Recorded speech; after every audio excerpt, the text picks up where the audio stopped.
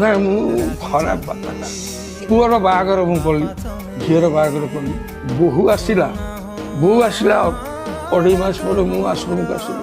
ଆପଣ ଏଇଠି ମୁଁ ଭାଗ୍ୟବାନ ବୋଲି ଏଇଠିକି ଆସିଛି। ମୋର ବିଶେଷ ମରିଗଲା ଆଜିକୁ 19 ବର୍ଷ ତଳେ। ମରିଗଲା ପରେ ମୋର 2ଟି ଝିଅ, ଗୋଟେ ପୁଅ।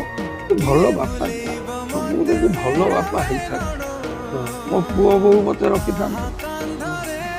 ମୋ ପୁଅ ଅଭାବ କିଛି ନାହିଁ ମୋର। ମୁଁ ଯେହେତୁ ଭଲ ବାପା ନୁହେଁ, I not a good father, ମୋ ପୁଅ ମତେ ଆଶ୍ରମ ଛାଡ଼ିଛି 4 ବର୍ଷ ହେଲା।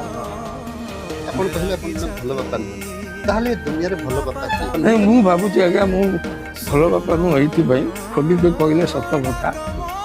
ପୁଅର ବାହାଘର ହେଇନଥିଲା, ତମେ ଯୋଉ ଘର ନେବ 3ଟା ବେଡରୁମ୍ ଦବ। ତୁ କହିଲା ମୋ ବାପାର ଗୋଟେ ମୋର ଗୋଟେ, ଆଉ 3ଟା ନେଇ କ'ଣ ହବ? ମାତ୍ର 2ଟା ବେଡରୁମ୍। କିନ୍ତୁ ତା ସ୍ତ୍ରୀ ତାକୁ କହିଥିଲା ମୁଁ ବାହା ହେଲା ପରେ ମୋ ବୋଉ ରହିବ ମୋ ପାଖରେ। ତେଣୁ ଯିଏ ଗୀତରେ ଜୀବନ ଦେଇଛି ସେ ଜାଣିଛି, ଯେ ନିରୋଳାରେ ବସି କାନ୍ଦି ଶିଖିଛି ସେ ଜାଣିଛି। ତାକୁ ପଚାର ନା କେତେ ଯନ୍ତ୍ରଣା ଇଏ ସହି ହୁଏ କହି ହୁଏ ନା। ତା ମା ଆସିଲା ରହିଲା, ଆଜ୍ଞା ଗତ ମାସରେ ମରିଗଲା। ମୋ ଖଟ ଏଇଟା ଖାଲି।